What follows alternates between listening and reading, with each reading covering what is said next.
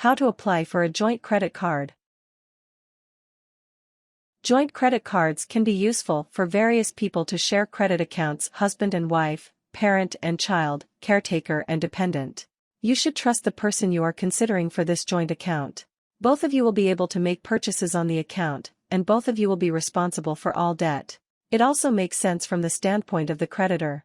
It will have information on both of you and can offer you opportunities designed for joint account holders, such as improving the debt of one account holder by way of the approval of the other, etc.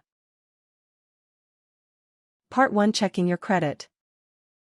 1. Get credit scores for both applicants. Before applying for a joint credit card, check the credit of both applicants to see what credit scores each applicant has. You can request your credit report once per year for free from each of 3 major credit reporting agencies: Equifax, Experian, and TransUnion, by visiting annualcreditreport.com, which is authorized by federal law.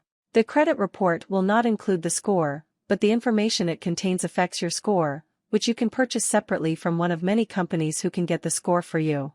A credit report will show your credit history, and a credit score is a calculation of your credit risk. Your score may vary from company to company since it is calculated based on information in your credit report. A lender, moreover, may see a different credit score than you do when they conduct their inquiry. You can call for a free report at 1-877-322-8228. Credit scores can be obtained for free from such sites as creditkarma.com. 2. Compare credit scores of applicants. Check to see which applicant has a higher credit score by looking at the credit score you have purchased.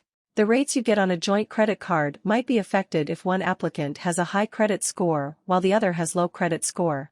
Getting a joint credit card if one applicant has a low credit score can help raise that applicant's credit score over time if the bills are paid on time.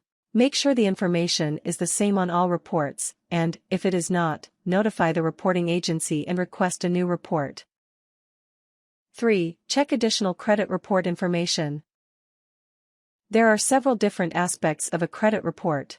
The applicant's information is compared with the information the credit reporting agency has to indicate fraud. The totals of open accounts are collected in a profile summary, lenders are collected in a list, accounts in collections in the past and present are indicated, other credit report inquiries are listed, and any public record information is listed, such as bankruptcy, etc.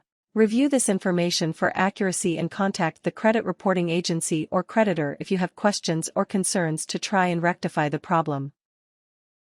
Part 2: Deciding which type of joint credit card to apply for.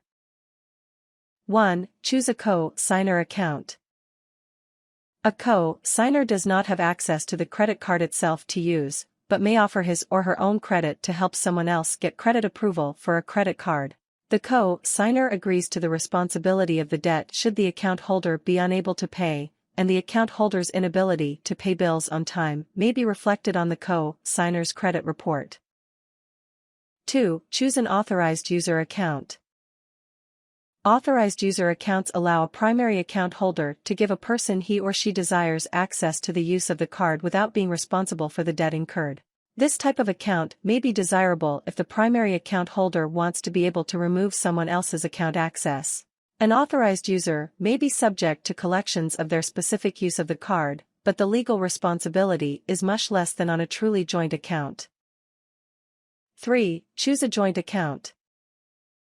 A joint account is obtained after both applicants' credit scores are considered, and both parties are responsible for the debt and have equal use of the credit card. Both account holders are responsible for the whole of the debt. There is no distinction between account holders by the creditor. On the other hand, both account holders' credit scores benefit from responsible credit practices. Part 3: Applying for the joint credit card. 1. Choose a credit card company where you would like to apply. Many banks offer credit cards to their customers, which can qualify those customers for better checking or savings account products in addition to rewards. Non-bank credit cards also offer many rewards, such as frequent flyer miles, card discounts, and more. You will find different options with each major credit card, such as Visa and MasterCard. Different cards provide higher or lower interest rates. Department stores may also offer joint credit accounts. 2. Fill out the application. The application will ask for basic and specific information for both applicants. Some of this information includes your name and address, phone number, and social security number. You will also have to give information about your employment and salary, and assets and liabilities. Fill out all fields accurately. Additional users' information may be solicited in areas referring to the joint applicant. 3. Sign the application in pen or digitally. Online applications may require you to check a box indication you have read the terms of service of the offer for which you are applying. Check this box after you have read the terms of service.